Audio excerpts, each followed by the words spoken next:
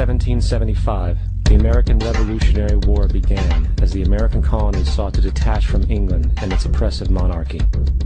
Though many reasons are cited for the revolution, one in particular sticks out as the prime cause: that King George III of England outlawed the interest-free, independent currency the colonies were producing and using for themselves, in turn forcing them to borrow money from the Central Bank of England at interest, immediately putting the colonies into debt.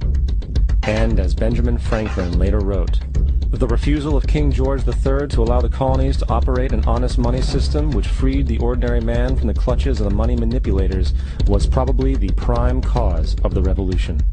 In 1783, America won its independence from England. However, its battle against the central bank concept and the corrupt, greed-filled men associated with it had just begun. So what is a central bank?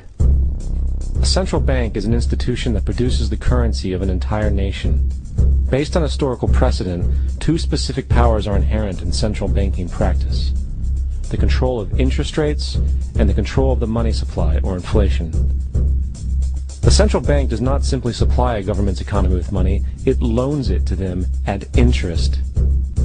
Then, through the use of increasing and decreasing the supply of money, the central bank regulates the value of the currency being issued.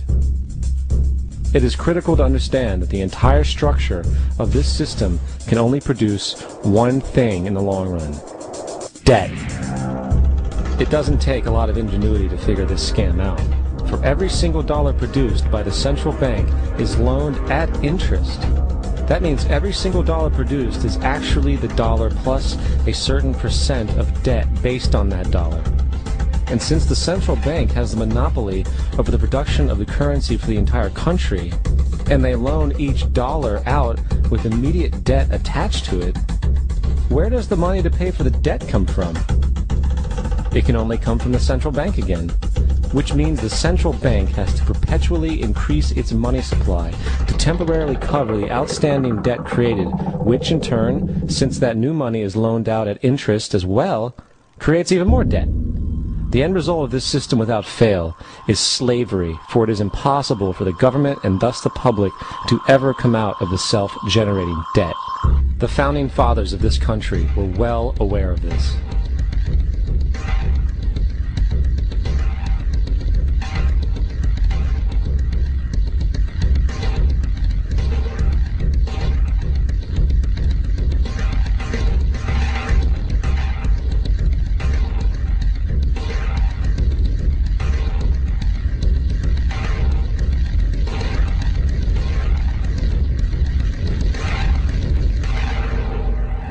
By the early 20th century, the U.S. had already implemented and removed a few central banking systems, which were swindled into place by ruthless banking interests.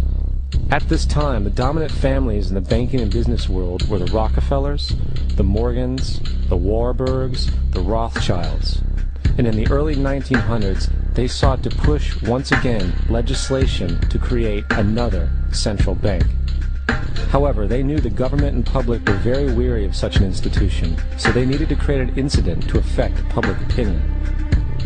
So, J.P. Morgan, publicly considered a financial luminary at the time, exploited his mass influence by publishing rumors that a prominent bank in New York was insolvent or bankrupt.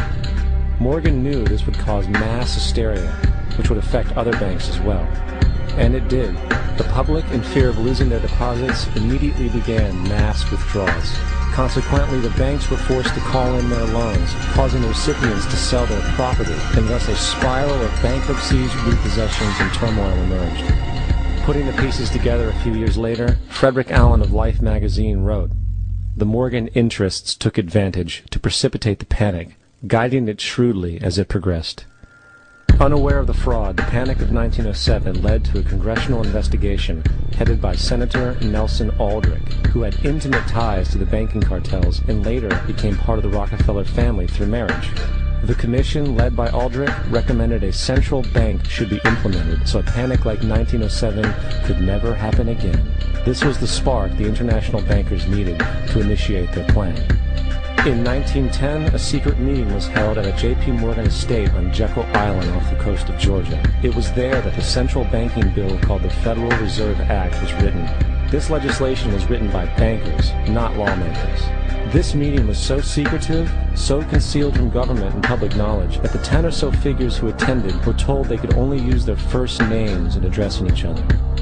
After this bill was constructed, it was then handed over to their political frontman, Senator Nelson Aldrich, to push through Congress.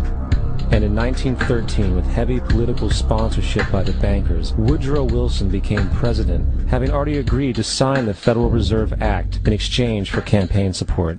And 2 days before Christmas, when most of Congress was at home with their families, the Federal Reserve Act was voted in, and Wilson in turn made it law.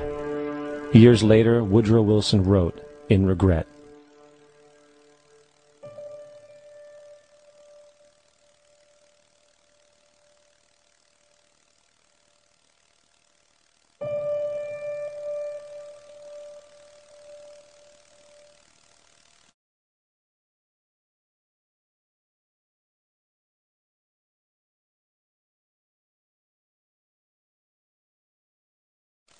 Congressman Louis McFadden also expressed the truth after the passage of the bill.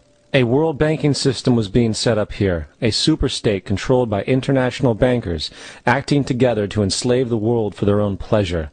The Fed has usurped the government. Now, the public was told that the Federal Reserve System was an economic stabilizer, and inflation and economic crises were a thing of the past. Well, as history has shown, nothing is further from the truth. The fact is, the international bankers now had a streamlined machine to expand their personal ambitions. It's alive! It's alive! It's alive! For example, from 1914 to 1919, the Fed increased the money supply by nearly 100%, resulting in extensive loans to small banks and the public. Then, in 1920, the Fed called in mass percentages of the outstanding money supply, thus resulting in the supporting banks having to call in huge numbers of loans, and, just like 1907, bank runs, bankruptcy, and collapse occurred. Over 5,400 competitive banks outside of the Federal Reserve System collapsed, further consolidating the monopoly of a small group.